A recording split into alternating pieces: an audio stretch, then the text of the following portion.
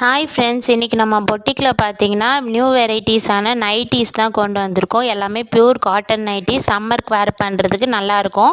எல்லாமே நல்லா கலர்ஃபுல்லாக டிஃப்ரெண்ட் ட்ரெண்டிங்கில் இருக்க டிசைனில் கொண்டு வந்திருக்கோம் ஃப்ரெண்ட்ஸ். எல்லாமே பியூர் 100% காட்டன் தான். ஒன்றுனா காமிக்கிறேன் பாருங்கள். ஒரு எல்லாமே டிஃப்ரெண்ட் மாடல், டிஃப்ரெண்ட் கலர்ஸில் இருக்கும்.